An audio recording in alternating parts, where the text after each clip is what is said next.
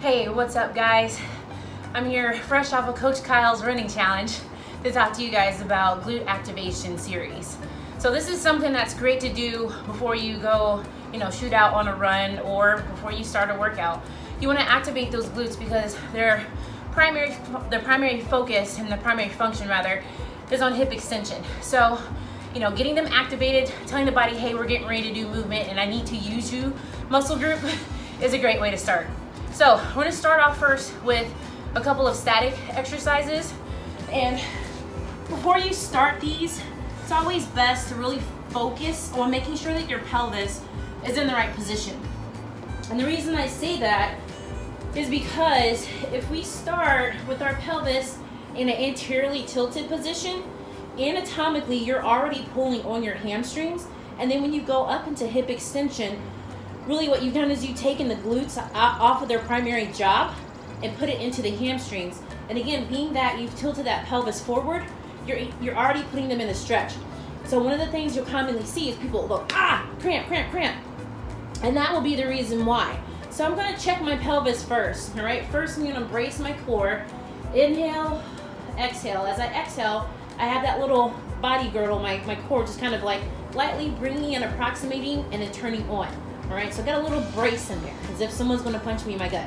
Next, I'm just gonna rock back and forth with my pelvis just to find that sweet spot. So I'm gonna really exaggerate anterior tilt, anterior pelvic tilt, AKA pooching the booty out, so to speak, and then posteriorly tilting or pulling my tailbone up towards my face. All right, between those two exaggerated postures, you wanna find the middle ground where those hip bones are directly up and in line with your shoulders.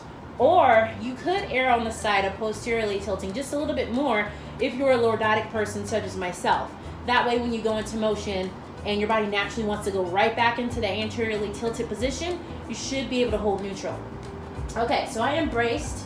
I have that neutral position now on my pelvis. I have a nice right degree angle between my knees and my hips. What I'm gonna do is I'm gonna dig my heels down and lift my toes up. And again, that's just gonna reinforce to my body that I'm using my posterior chain muscles for this action, all right?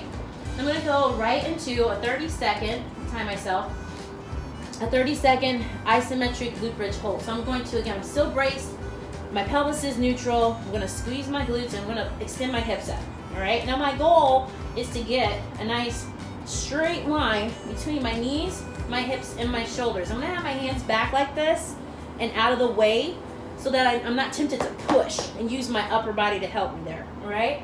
So my goal is to just keep everything in alignment, keep that gentle brace, keep tension right here in my glutes, and my hamstrings are assisting. That's their job, is to assist.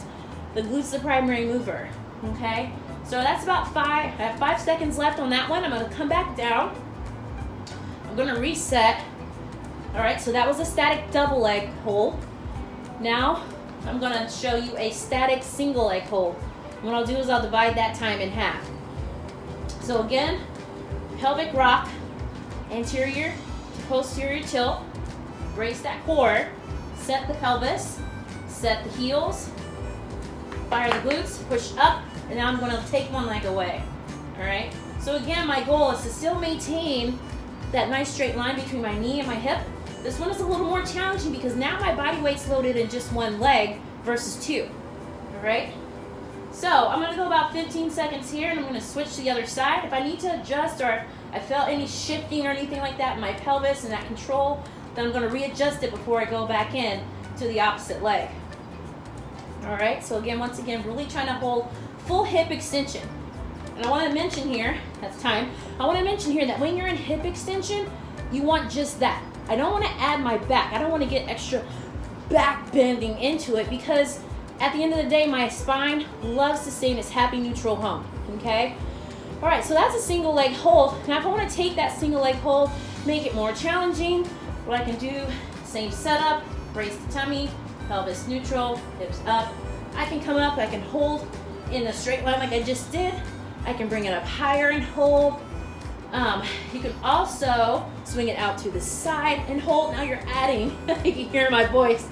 Now you're adding an element of rotational, trying to overcome rotational torque on that spine. So you're kicking in your obliques now to assist you on that and a little bit of that lateral hip musculature in order to help you, again, stabilize. I'm gonna show you that from this position. It's a little easier to see that I'm going off the midline.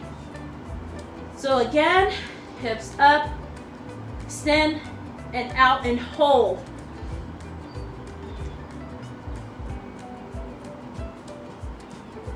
And down. So that's just an additional way to challenge that movement even more and trying to hold that. I usually go about 15 seconds per leg, or if you want to go a little bit longer and go 30 seconds per leg, by all means you can do that too as well. All right, in addition to the holding exercises, I'm going to show you actually one more hold, one more isometric before I go into more movement. But this one is a reverse plank. A lot of people forget about this one. And it's a little more challenging. So we do a lot of planking, right, for our frontal side, for our core. We get our elbows underneath us and we hold and make that a static position. A reverse plank is the same, and it's even more challenging again because now what I've done is I've increased that leverage. So shorter lever, not as bad, but a longer lever means there's way more demand on now on my glutes and my hips and my hamstrings. Particularly, you're going to feel this a lot more in your hamstrings. So you're going to set yourself up as if we flip that plank upside down. We're gonna have your elbows underneath you, your heels are dug into the ground, and I can't emphasize enough that whole pelvic tilting, so really pull it back in, brace that tummy, okay, again, just try to pretend like someone's gonna punch me in the stomach, all right? But from here now, I'm just going to basically lift my body up off the ground, okay, glutes are off the ground, and I'm holding, all right? So this one really forces you to hold that neutral alignment of the pelvis. Okay, so this is my reverse plank. I hold for approximately 30 seconds or so. And again, you'll start to see, initially it's not so bad, but it starts kicking in after a while and you're gonna feel those hamstrings say, hey, hey, hey. But just remember, stay tucked under. Keep that pelvis tucked under so that you don't, yank on the hamstrings too much, okay? So this is my reverse plank.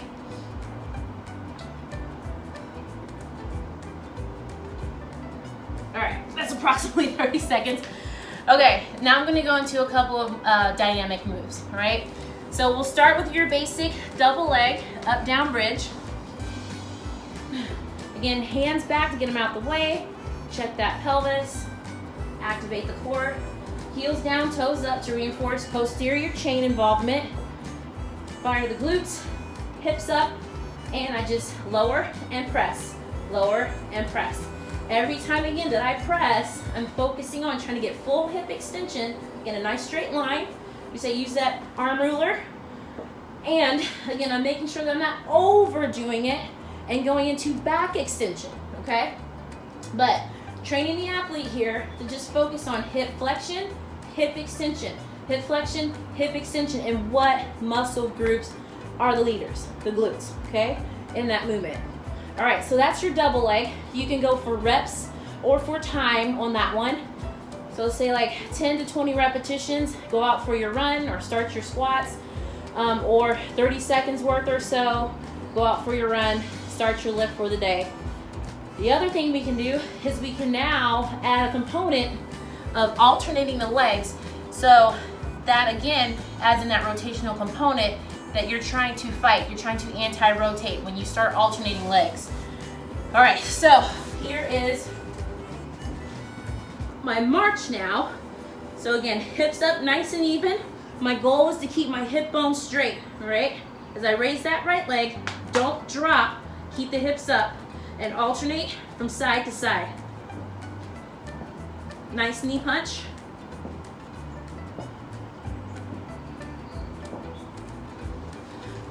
Okay, so again, as mentioned, as I raise that right leg and that left leg, your goal is to ensure that those hips don't drop every time. That's showing good rotational control. If you see that happening, that's something that needs to be worked on quite a bit to improve that, all right?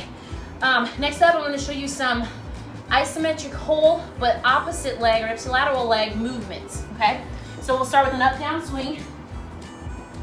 On this one, my goal in my stabilizing leg is to hold that hip extension the entire time while my dynamic leg or my opposite leg is doing the movements. So I'm working two things. I'm working stability on my holding side All right, and then of course I'm working the movement on the opposite side. But really the challenge is to hold still on that side that you deem to hold still, okay? So this one, I go up into hip extension, kick that right leg out, and I'm going with an up down swing, okay? Really emphasize that swing, but really emphasize the hold in this hip, all right? This one you can go for, again, time or repetitions. So we'll knock out 10, all right? And then we'll switch it over to the other side. Again, hip up and full extension, and an up down swing, okay? You'll start to see the more repetitions that you do, it does get challenging to really hold and lock in on that stabilizing side. All right, here are a couple of more modifications to that. We can abduct next.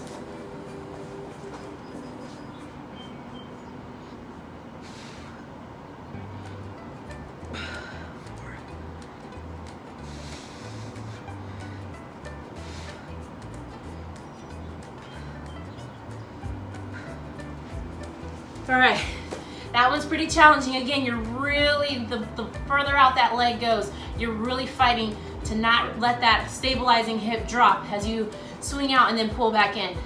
And then this one's one of my favorites. This one's a rotational. So on this one, you wanna make sure that in your stabilizing leg, you're gonna have to open up that angle just a little bit wider. And you'll see why here in just a second, okay?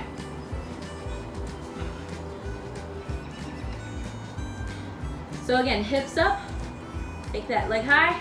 I'm going under and back up top. So I'm going under the hole made in this leg and then right back up top. 3, 4, 5, 6, 7, 8, 9, and 10. All right, so that's rotational. And actually I'll show you guys that from the side too as well. All right, so again, pelvic check. Widen out that space a little bit. Normally I'm in about this far. I'm gonna widen it out just the hair because this leg's gotta go under that hole and back up top. All right, so again, sets 10 each leg. And you got yourself a warmed up glute and hamstring here. All right, you guys can play with those. Again, use them for activation to start, you know, a series right before lifting or running or what have you, or you can just use it within the program itself. So hopefully this was good for you guys, and we'll see you out there.